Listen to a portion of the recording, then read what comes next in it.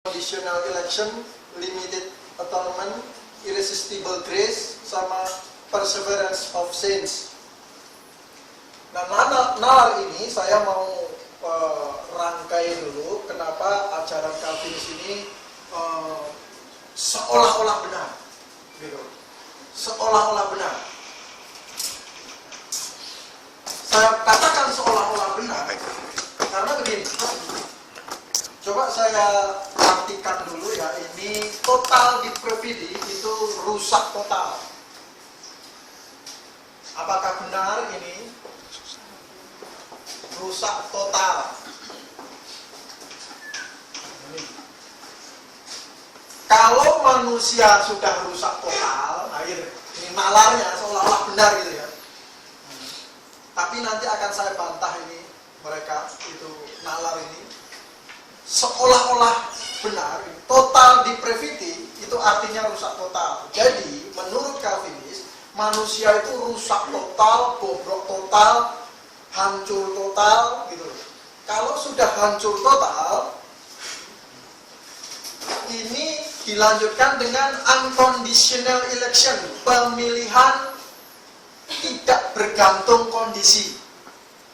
Karena manusianya sudah rusak, sudah bobrok, sudah hancur, maka Tuhan memilih manusia itu tidak bergantung kepada kondisi manusia, gitu.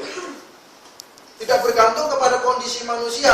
Pak Tuhan tidak memperhitungkan manusia itu minta percaya begitu. Tetapi Tuhan yang mendatangkan manusia itu supaya percaya. Siapapun yang dipilih Tuhan. Misalnya dari sini yang dipilih Tuhan yang pakai baju biru saja, misalnya. Yang pakai baju hitam, pakai baju hijau, semuanya nggak boleh protes karena semuanya sama-sama rusak total dan pemilihan itu unconditional, tidak bergantung pada kondisi. Nah, ini pengajaran dari Calvinis. Jadi kemudian karena unconditional, pemilihannya itu tidak bergantung pada kondisi, dilanjutkan dengan nalar ketiganya, yaitu penebusannya pun terbatas. Penebusannya terbatas. Jadi Tuhan menebus sebagian orang saja, sebagian enggak. Kalau ada 3 orang, yang satu dipilih Tuhan, dibuat percaya sama Tuhan, yang 2 tidak dibuat percaya sama Tuhan. Mau orangnya baik, mau jelek, mau ganteng, mau apa, pokoknya Tuhan pilih yang satu ini. Yang 2 tidak dipilih Tuhan. Begitu. Ini penebusannya terbatas. Jadi tidak semuanya, 3-3-nya dipilih semua gitu, enggak.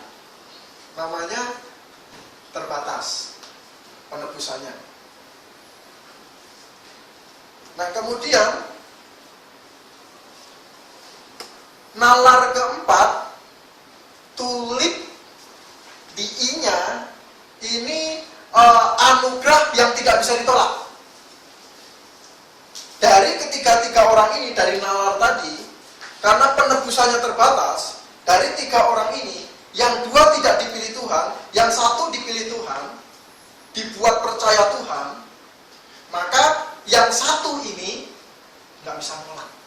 Nggak mau saya Tuhan, saya tidak mau, saya juga nggak mau dipilih, oh nggak bisa. Maksudnya begitu. Jadi artinya dia sudah terpilih dan dia dibuat percaya, dia dibuat lahir baru, dia dibuat masuk surga. Anugerah tidak bisa ditolak. Nah, karena anugerah itu tidak bisa ditolak si orang yang 1 tadi itu, misalnya, karena tidak bisa ditolak oleh beliau, maka keselamatannya dijamin. Gitu. Mau orang ini setelah percaya menurut nalar Calvinis ini, ya, setelah percaya menurut orang Calvin ini, walaupun dia nakal senakal-nakalnya, jahat sejahat-jahatnya, keselamatannya nggak bisa hilang karena dijaga keselamatannya, dijamin keselamatannya. Nah, kadang-kadang ini akhirnya jadi timbul permasalahan di sini. Kenapa? Karena ini hanya melihat seolah-olah benar. Gitu. Dari segi ini, seolah-olah benar. Sehingga biasanya orang-orang awam yang baru belajar mengenal, mau mempelajari menggali Alkitab, debatnya ya di sini ini. Keselamatan bisa hilang atau tidak? Wah, gitu. Udah kayaknya sepertinya hebat sekali kalau udah mengurai ayat ini. Keselamatan bisa hilang tidak menurut kamu? Terus dia bilang, ya kalau kita tetap percaya Yesus ya tidak bisa. Wah, ini free will katanya. Kadang-kadang begitu. Keselamatan tidak bisa hilang. Wah, ini Calvinis ini. Kadang-kadang begitu. Biasanya ini kalau tidak disertai dengan penjelasan yang detail, maka nalar ini seolah-olah benar.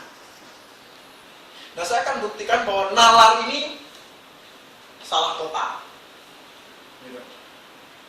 Nalar seperti ini, di mana manusia rusak total. Kita akan buktikan bahwa manusia tidak rusak total. Coba kita lihat Roma pasal 10 ayat Roma pasal 3, maaf ya. Roma pasal 3 ayat 23.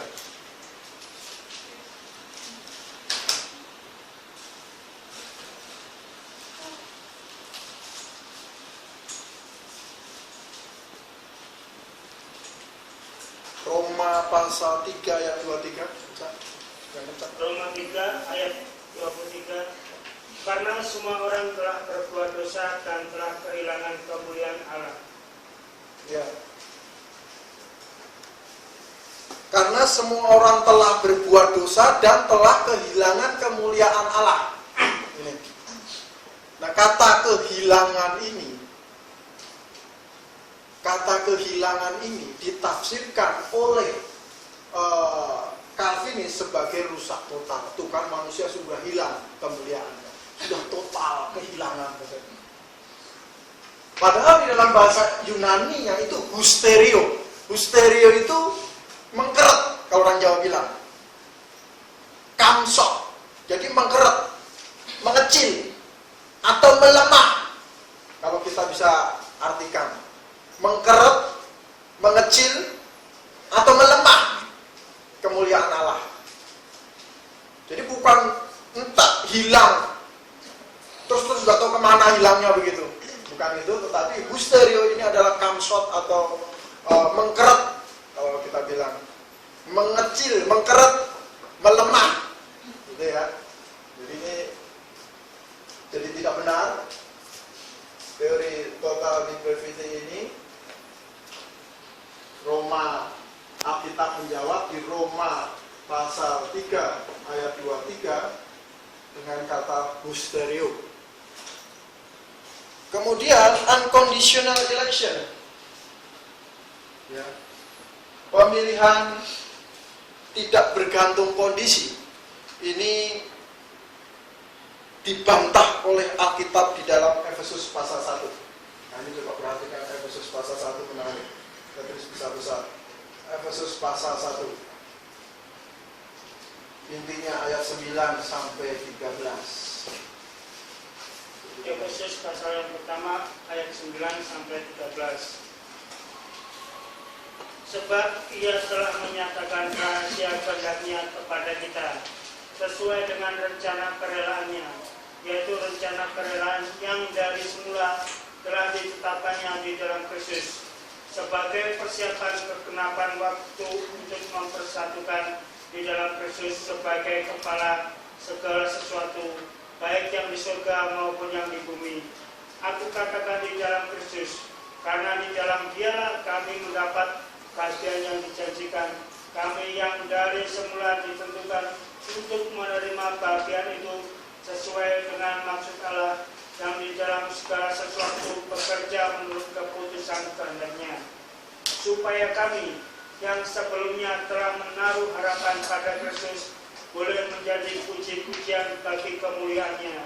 Di dalam Dia kamu juga, karena kamu telah mendengar firman kebenaran, yaitu Injil keselamatanmu, di dalam Dia kamu juga, ketika kamu percaya, dimeteraikan dengan Roh Kudus yang dijanjikannya itu. Nah, perhatikan saya tulis di sini besar-besar di dalam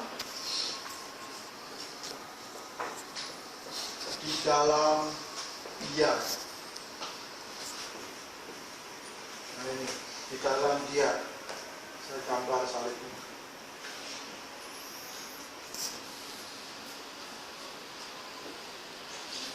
Nah, ini gambar salib di dalam penyaliban Kristus. Seolah-olah ayat ini kalau tidak dipahami dengan benar, ini seolah-olah ini pemilihan. Ini menunjuk kepada menguatkan kata tulip ini, nalar dari Calvinis tulip ini. Tapi kalau kita lihat secara detail, maka kita bisa memahami ini. Di dalam Dia, coba lihat. Di dalam Dia ini ada rencananya. Di dalam Dia, kenapa saya tulis di dalam Dia? Karena saya akan membuktikan bahwa di dalam Alkitab, di dalam Dia ini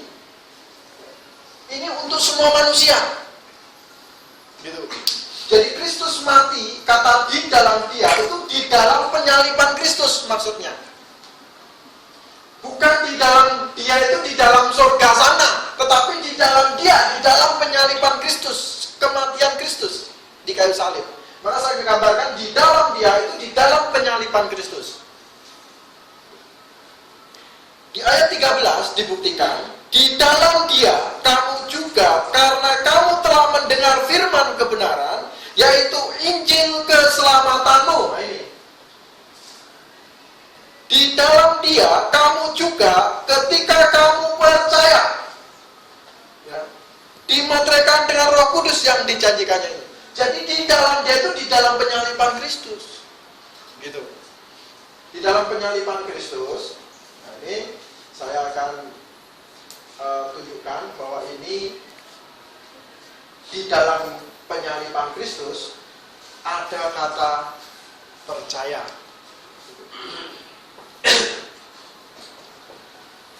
Nanti kita lanjutkan ini lebih jauh. Kita lihat dulu yang nyambung di limited, terbatas. Penebusannya terbatas katanya. Penebusannya hanya untuk 1 orang, yang 2 orang tidak, atau untuk 5 orang, yang 10 orang tidak. Begitu, itu terbatas. Jadi Tuhan memilih seseorang tanpa tergantung kondisinya, tanpa mau manusia itu percaya, tapi Tuhanlah yang buat dia percaya, begitu ya. Sehingga mengakibatkan nalar ketiga selanjutnya adalah penebusannya harus terbatas. Kalau penebusannya dijangkau semua orang, nanti ini semua rusak yang atas teori mereka. Nah, coba kita lihat dulu, kita buktikan ini salah. Penebusannya terbatas itu salah. Kita lihat 2 Petrus 3 ayat 9.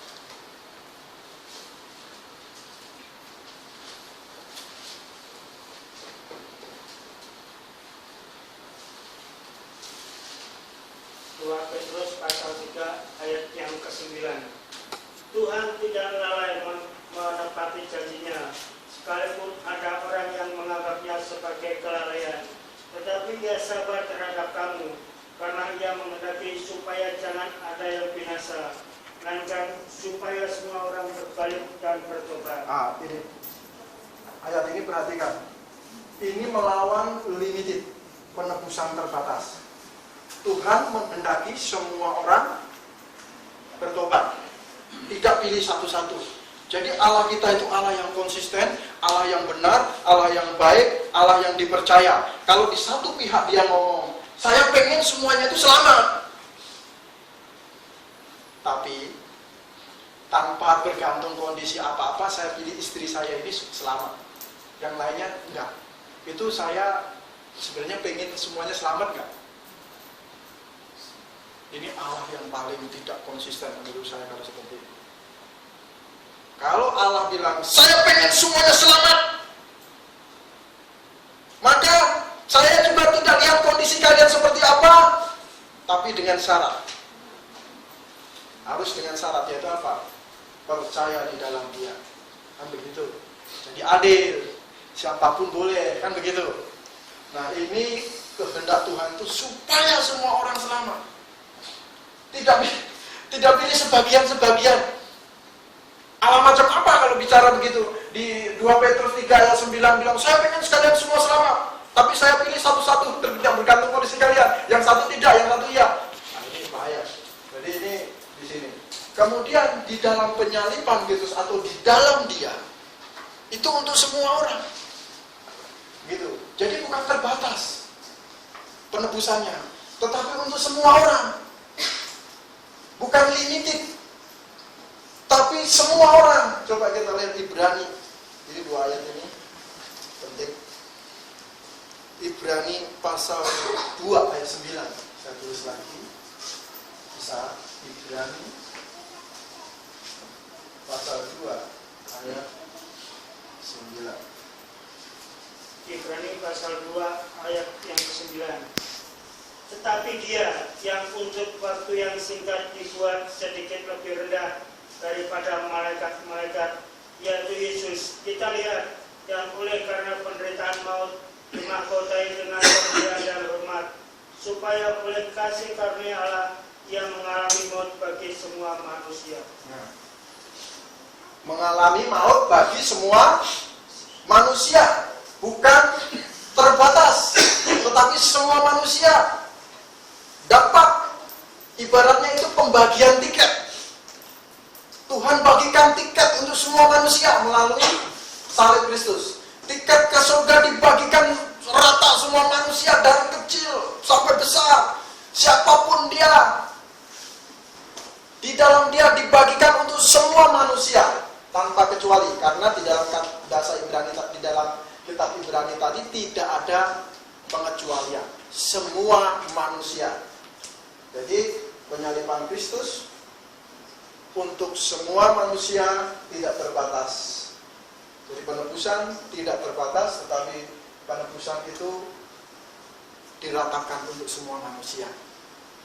Nah, sekarang irresistible grace ini anugerah. Nah, anugerah akhirnya yang tidak bisa ditolak karena sudah dipilih dari atas itu. Maka saya tidak mau percaya Tuhan. Tidak bisa, kamu sudah ditentukan dari awal, dari sebelum kandungan, dari sebelum dunia dijadikan. Begitu kata. Nah, anugerah yang tidak bisa ditolak ini juga kita akan buktikan ayat Alkitab bahwa ini terbantahkan. Coba kita lihat, apakah anugerah itu bisa ditolak?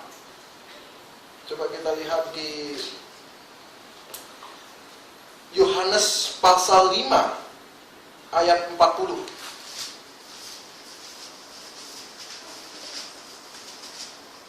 Yohanes pasal yang ke-5 ayat yang ke-40. Namun kamu tidak mau datang kepadaku untuk memperoleh hidup itu. Ya, ulang lagi. Yohanes pasal yang ke-5 ayat yang ke-40. Namun kamu tidak mau datang kepadaku untuk memperoleh hidup. Ya. Jelas? Namun kamu tidak mau datang kepadaku. Coba bayangkan. Namun kamu tidak mau. Bisa ditolak tidak? Anugerah itu.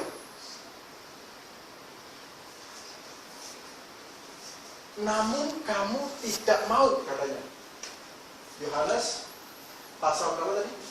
5. Pasal 5 ayat 40.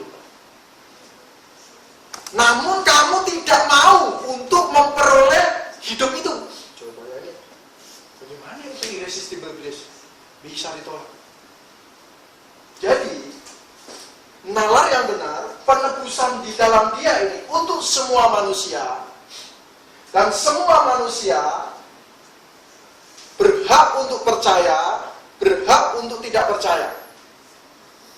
Tetapi Tuhan menyediakan penyaliban ini untuk semua manusia. Begitu.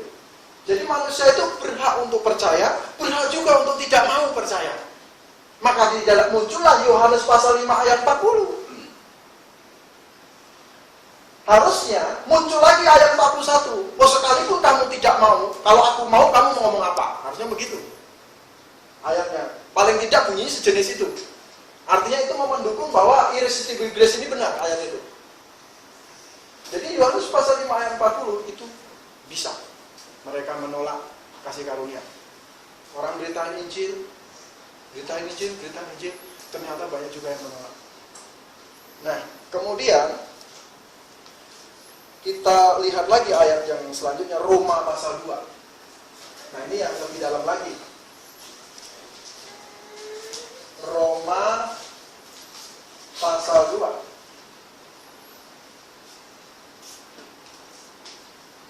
Ayat 5. Roma pasal yang kedua ayat yang kelima. Tetapi oleh kekerasan hatimu yang tidak mau bertobat, engkau menimbun murka atas dirimu sendiri pada hari waktu mana murka dan hukuman Allah yang adil akan dinyatakan. Jadi sekali lagi ini katanya tidak mau, lebih dalam lagi artinya tidak mau bertobat. Oleh karena kekerasan hatimu kamu tidak mau bertobat. Nah, jelas mana bisa ditolak katanya. Jelas ini bisa tidak. Jadi nalar ini semua sudah terbantahkan. Satu di Efesus, limited di 2 Petrus dan Ibrani pasal 2 ayat 9, irresistible itu di Yohanes pasal 5 ayat 40 dan Roma pasal 2 ayat 5. Masih banyak ayatnya. Tetapi saya akan kasih dasar-dasarnya ini. Sekarang kita akan bicara tentang perseverance atau bisa murtad tidak manusia itu yang sudah percaya itu, karena Tuhan yang sudah pilih dari awal, dari sebelum dunia dijadikan. Ini kan nalarnya begitu. Maka sampai ke bawah ini gak ada orang yang percaya itu murtad, gitu maksudnya. Gak ada orang yang percaya itu kehilangan keselamatan. Gak ada orang yang percaya atau lahir baru itu bisa meninggalkan imannya, gitu loh. Imannya bisa dia tinggalkan, gitu, gak bisa katanya. Ini pemeliharaan orang-orang kudus katanya begitu. Nah, ini akan kita buktikan apakah poin kelima dari nalar Calvinis itu juga benar. Kalau keempat-empatnya salah, saya yakin ini juga pasti salah. Tetapi coba kita lihat, nanti kita masukkan ayat-ayat Alkitab di perseverance of saints. Coba saya hapus dulu yang ini.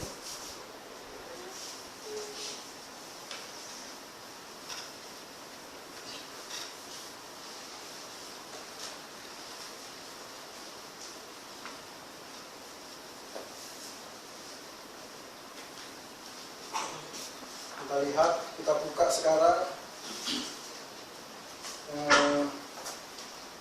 Ibrani pasal 10 ayat 35.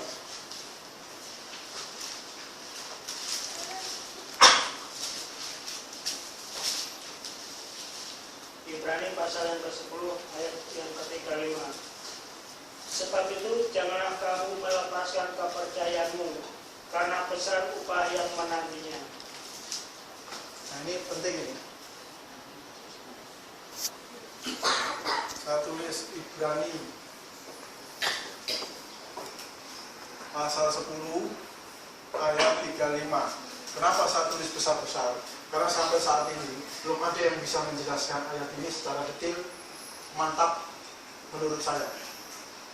Gitu. Orang-orang Calvinis ya maksudnya ini ya. Jadi orang-orang Calvinis ini tidak bisa menjelaskan ayat ini secara detail. Mereka jelasannya gampang.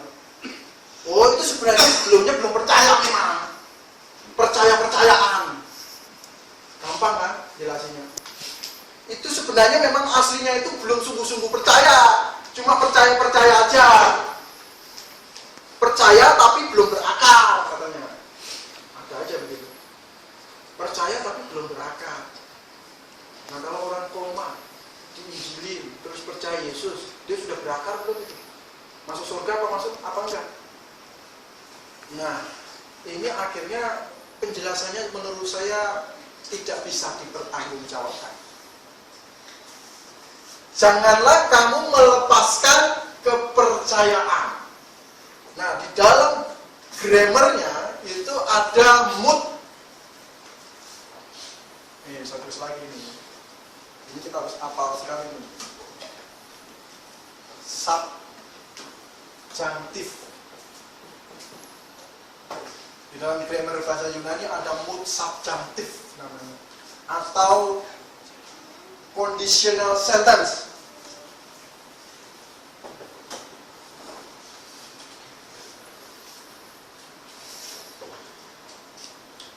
Ini yang menemukan kata subjunctive ini bukan siapa-siapa. Di dalam buku panduan bahasa Yunani manapun ada mood subjunctive.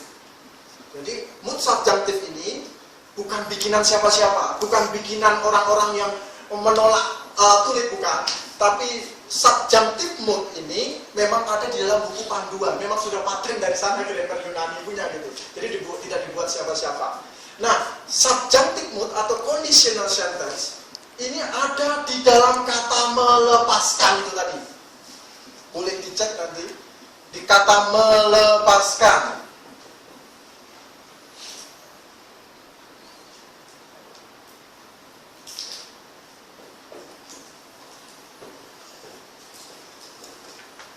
Nah, apa maksudnya gitu? Nah, kata melepaskan ini karena conditional sentence atau kemungkinan, maka ayat Alkitab ini mau menunjukkan bahwa ada orang-orang yang percaya, ada orang-orang yang lahir baru melepaskan kepercayaannya, melepaskan imannya. Kemungkinannya ada. Berapa kemungkinannya? Bisa 99 banding 1%, bisa 99,999 banding 0,001%. Artinya sekalipun sejuta, paling tidak ada satu kemungkinan. Karena apa? Karena ada kata subjunctive mood ini. Jadi kemungkinan, kalimat kemungkinan punya. Jadi ini bukan pura-pura percaya. Ini bukan percaya yang palsu, tapi orang yang percaya sungguh-sungguh bisa melepaskan kepercayaannya. Karena ini conditional sentence atau subjunctive bentuknya. Nah, di sini membantah perseverance of saints, di mana sekali percaya tetap percaya, tidak bisa orang itu melepaskan. Nah, kalau dia mengucapkan 2 kalimat syahadat, itu cuma berarti dulunya pura-pura percaya, misalnya begitu. Jadi itu berarti itu bukan subjunctive. Itu berarti perfect, kalimat perfect, kalimat mantap punya, kalimat yang sudah tidak bisa digoyang-goyang punya, bukan subjunctive. Begitu. Nah, ini berarti apakah keselamatan bisa hilang? Nah, kalau hilangnya kayak gimana? Apa hilangnya baru kita seperti jalan-jalan gitu terus dicuri iblis gitu? Nah, itu nggak bisa. Karena tidak ada satupun yang dapat melawan Kristus. Kalau kita sudah percaya Yesus sungguh-sungguh, iblis bisa curi keselamatan kita? Oh, nggak bisa. Itu percaya saya. Jadi kalau saya jalan kemana-mana saya percaya Yesus, maka keselamatan bisa hilang karena dicuri oleh iblis gitu? Oh, nggak bisa. Karena kekuatan manapun tidak sanggup untuk bisa menembus kekuatan Kristus yang ada di dalam kita. Kecuali kita sendiri yang melepaskannya. Itulah arti dari Ibrani pasal 10 ayat 35. Kalau saya lepaskan, ya sudah, mau diapain lagi? Karena saya sudah tidak mau beriman lagi. Gitu. Saya sudah tidak mau beriman lagi. Itulah muncul akhirnya banyak ayat yang kita bisa lihat nanti, ada murtadlah dan lain sebagainya.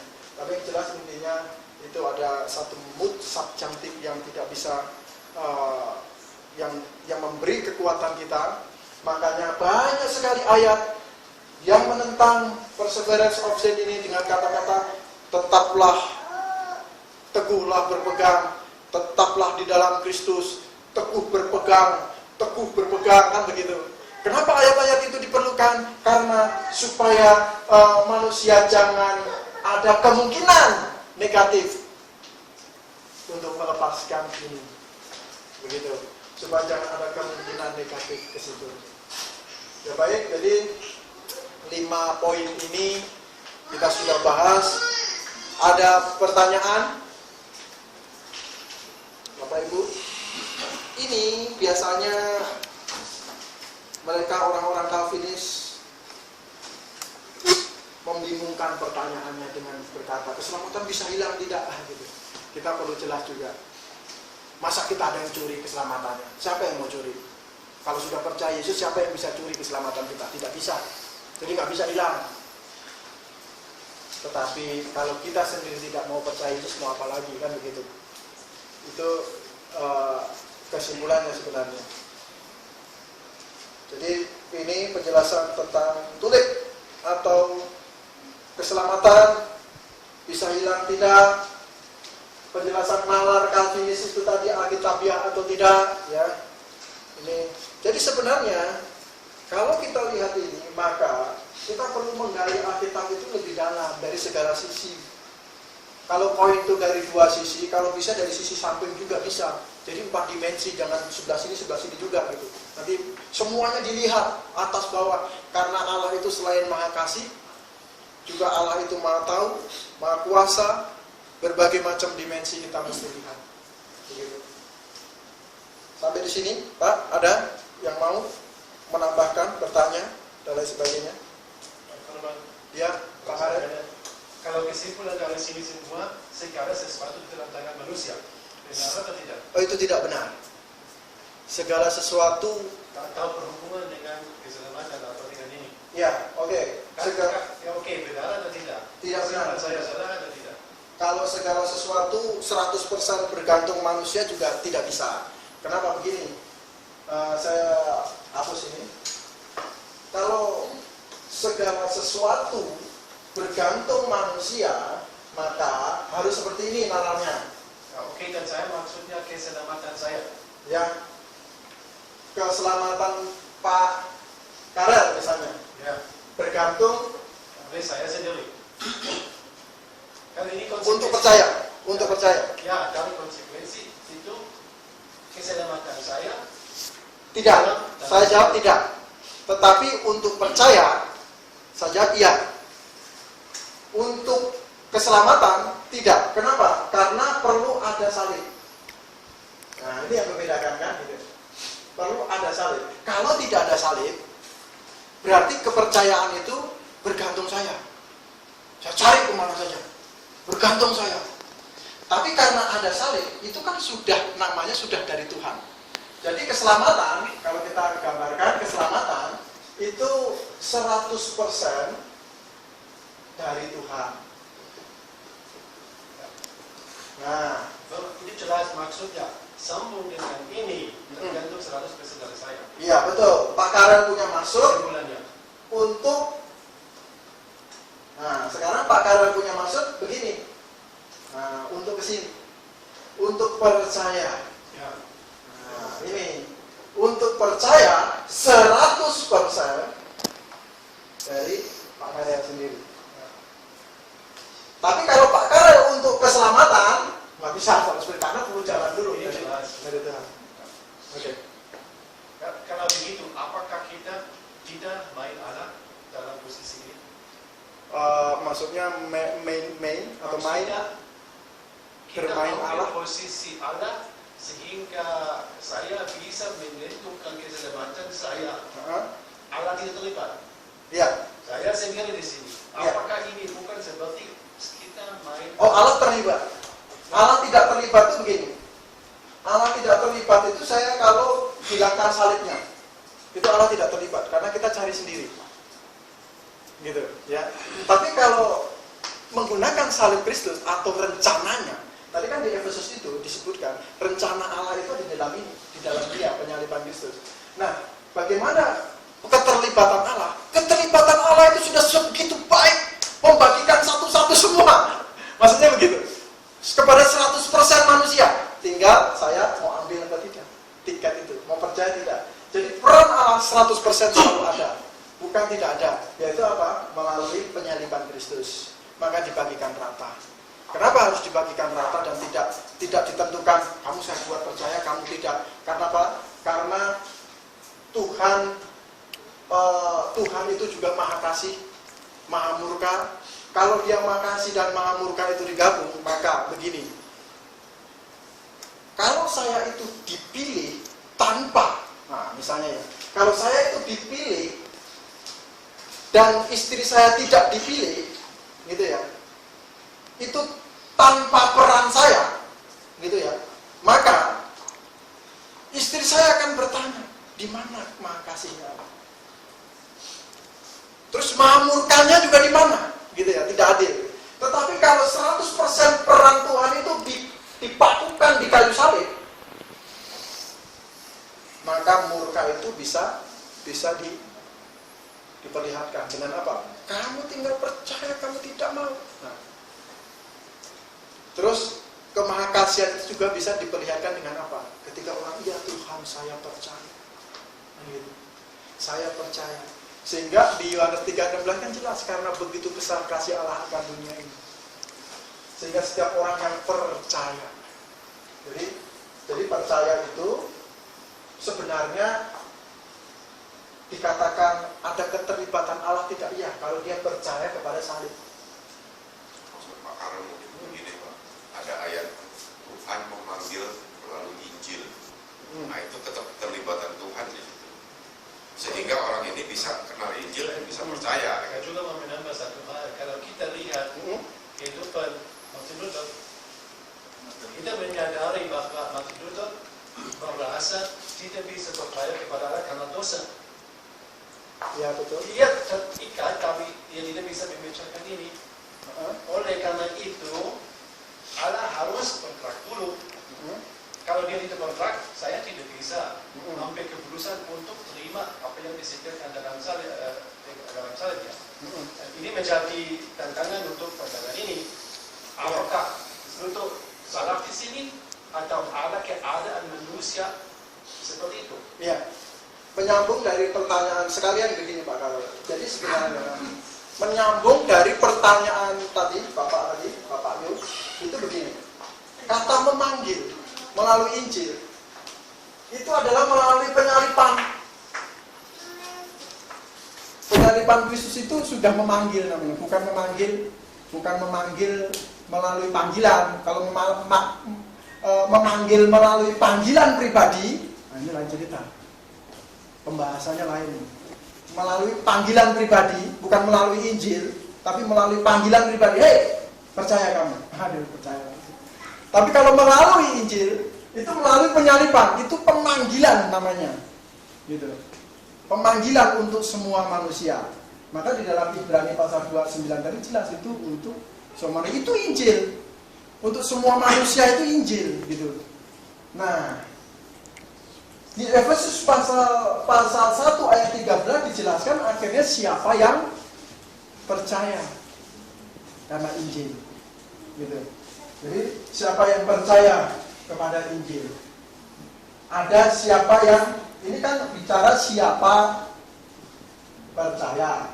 Sekarang saya balik Pak, masalahnya harus serius, 3 dimensi itu dilihat, siapa percaya, siapa tidak percaya.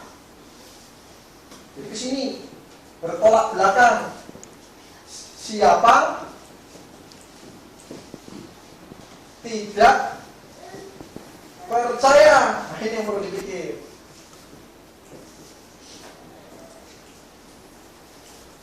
Masa siapa yang tidak percaya tidak dipanggil oleh Injil? Dipanggil, cuma tidak mau percaya. Nah ini segi yang tidak pernah dilihat oleh orang. Tahunya siapa percaya, pusing sendiri akhirnya. Siapa percaya? Kalau begitu, waduh, dia juga yang dipanggil. Nah kalau sekarang siapa tidak percaya? Apa Tuhan tidak panggil dia? Apa Tuhan tidak mati bagi dia? Apa Tuhan tidak disalib bagi dia? Apakah Injil bukan untuk dia? Kan begitu. Nah ini, maka dari segala dimensi masih diperlihatkan. Sebenarnya kata percaya ini akhirnya, kalau percaya ini bukan pada salib, nah ini saya garis bawahi. Kalau percaya ini bukan pada salib Kristus, tapi bisa masuk surga, nah ini aneh. Ini dipilih beneran ini. Kalau ada seperti ini berarti orang ini dipilih bener. Calvinis bener ini. Benar itu Pak ya. Nah ini paham ya, saya mengarahkan di dalam dia. Kalau orang itu percaya tapi tidak pada salib, tetapi bisa masuk surga, percaya kepada apa entah gitu ya. Saya tidak mau percaya pada Yesus, tapi pada Tuhan langsung. Alam semesta raya, masuk surga misalnya. Nah ini aneh. Ini teori Calvinis benar. Gitu. Karena dipilih sebagian. Tapi kalau dipilihnya ini tetap percaya Yesus, itu peran Yesus itu 100% untuk semua manusia. Itu masalahnya. Nah tinggal kita percaya. Jadi apakah percaya ini dipermasalahkan? Kalau percaya ini kan ada yang tidak percaya juga. Kalau percaya ini berarti ini sikap manusia dong. Apa kerja manusia dong. Loh kalau begitu hebat amat Tuhan juga bisa ditolak oleh manusia yang tidak mau tadi, oleh kerja manusia juga gitu. Jadi terbalik kalau begitu. Nah jadi percaya atau tidak percaya ini adalah respon kepada salib sebenarnya yang 100% sudah peran dari Tuhan. Itu. Jadi kalau melihat dimensinya, ini bukan hanya sekedar dua koin, lihat sebelah sini terus sebelah sini, bukan. Tapi juga lihat sebelah sini, semua dilihat. Bukan lihat lembaran sini sama lembaran sini, tapi juga dilihat semuanya, seginya itu. Nah, begitu. Jadi semua segi harus kita lihat.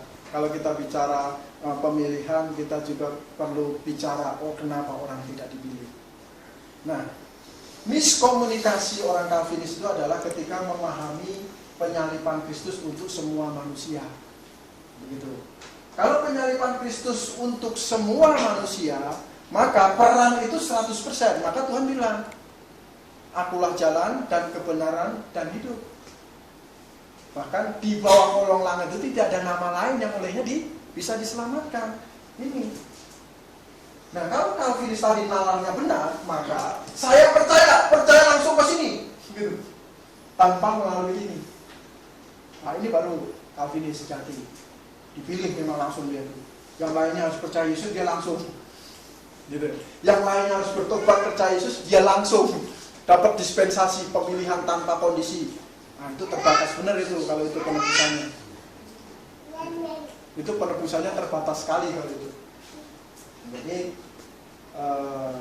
ini, tetapi saya melihat ada dalil dari, memang saya mempelajari beberapa dalil Martin Luther, memang ada peran manusia yang ditonjolkan lebih. Itu maka dulu ada perdebatan begitu sengit di sana. Tapi sebenarnya kita mau menggarisbawahi bahwa sebenarnya penyaliban Kristus itu peran 100% dari Tuhan. Tanpa penyaliban Kristus manusia tidak bisa selamat, kan begitu. Kemudian manusia bisa percaya, bisa juga tidak. Itu fakta di dalam Alkitab. Gitu. Bisa percaya, bisa tidak. Nah, fakta yang dilebih-lebihkan adalah percaya itu dibuat oleh Tuhan, katanya. Nah, percaya dibuat oleh Tuhan harusnya, kalau begitu nggak perlu percaya Yesus saja. Kalau Tuhan itu buat dia percaya, itulah dalil dari orang saudara kita orang Muslim. Ngapain pakai mati disalib kalau memang sudah dipilih? Langsung aja dipilih, gitu maksudnya.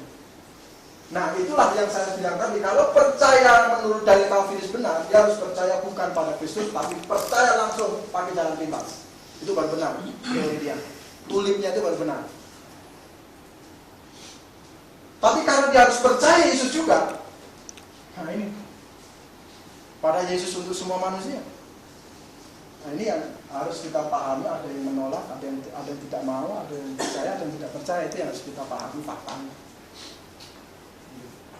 Dan ketika kita percaya, kesimpulannya begini. Kesimpulannya, ketika kita percaya, ini ada dua sisi.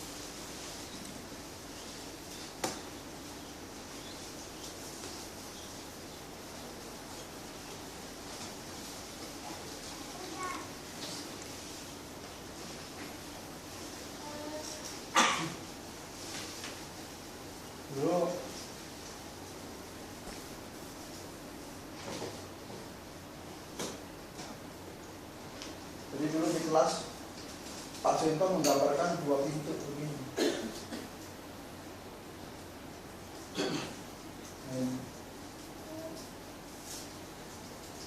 Pintu ini ada di balik sini.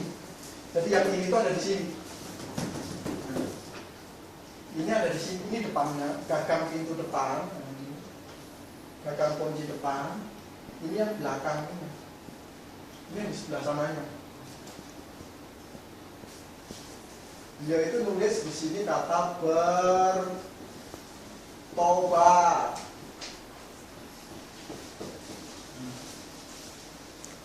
Di sini dia tulis